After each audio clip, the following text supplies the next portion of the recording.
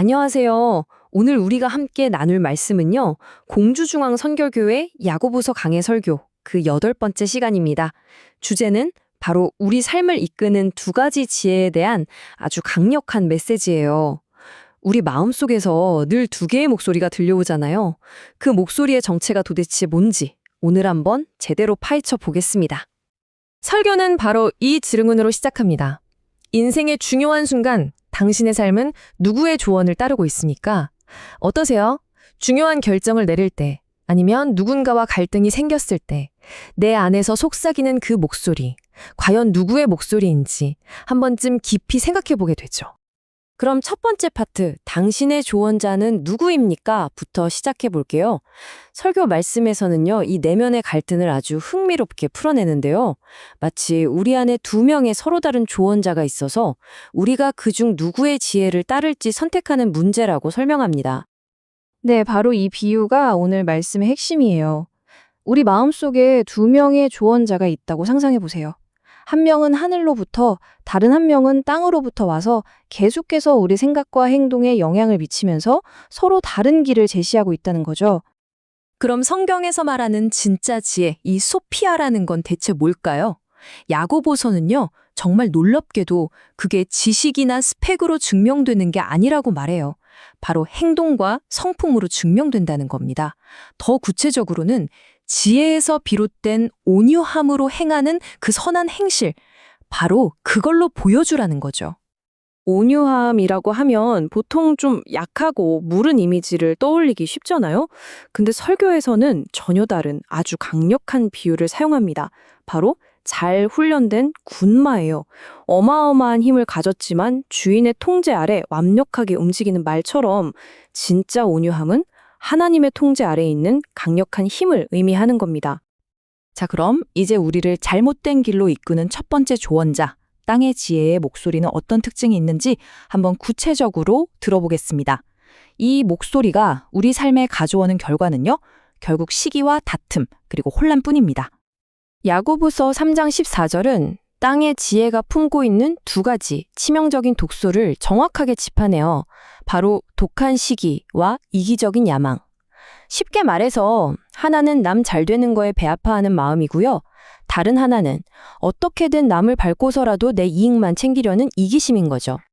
여기서 이기적인 야망으로 번역된 헬라어 에리세야의 원래 뜻을 알면 이게 더 와닿아요.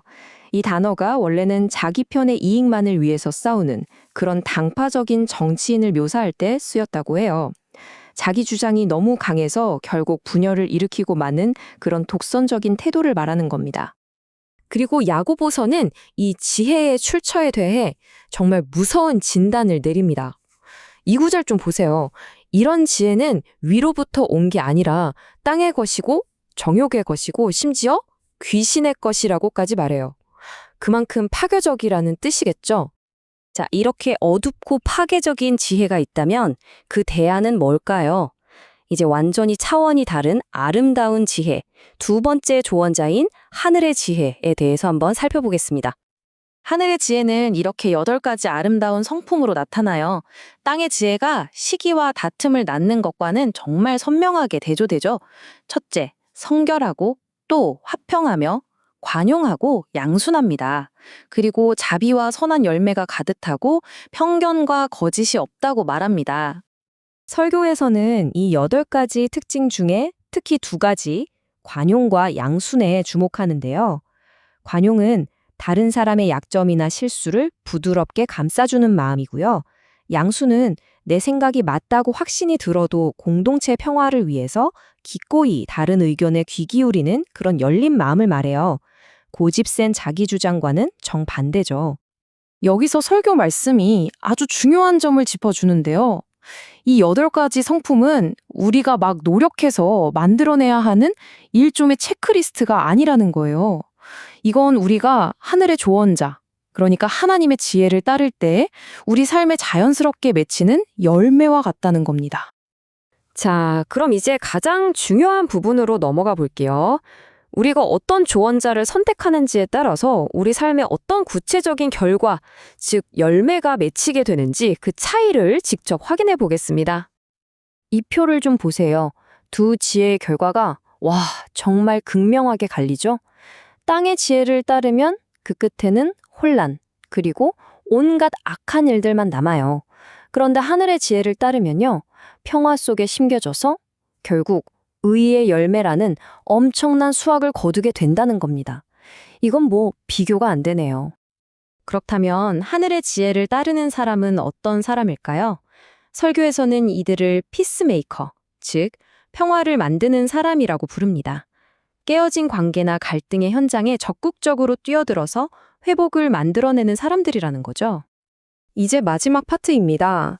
이 놀라운 설교의 메시지를 그냥 머리로만 이해하고 끝내는 게 아니라 오늘 우리 삶에서 살아낼 수 있는 구체적인 결단으로 한번 연결해 보겠습니다. 혹시 하늘의 지혜가 너무 멀게만 느껴지시나요? 이 설교는 우리에게 정말 소중한 약속을 다시 한번 기억하게 해줘요. 지혜가 부족하면 구하면 된다는 겁니다. 하나님은 꾸짖지 않으시고 후하게 주시는 분이라고 약속하셨거든요. 그래서 설교 말씀은 우리가 일상에서 하늘의 지혜를 선택하고 또 가꿀 수 있는 3가지 구체적인 방법을 제안합니다. 첫째, 갈등이 생겼을 때 내 마음의 채널이 어디에 맞춰져 있는지 한번 점검해 보는 거예요. 둘째, 하나님, 저에게 너그러운 마음을 주세요처럼 아주 구체적으로 기도하는 거죠. 그리고 마지막으로 정말 작은 평화의 씨앗 하나를 심어보는 겁니다. 이 설교가 종교개혁 주일에 선포된 말씀이었는데요.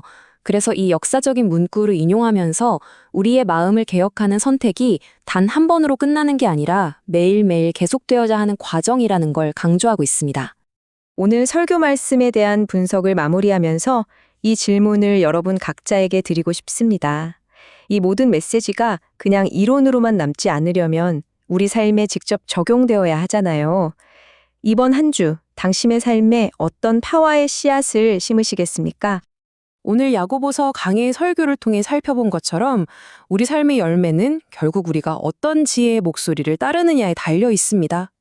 세상의 시끄러운 소리가 아니라 하늘의 세미한 음성에 귀 기울여서 참된 지혜를 선택함으로 여러분의 삶이 의의 열매로 가득하기를, 그리고 말씀으로 항상 승리하시기를 진심으로 응원합니다.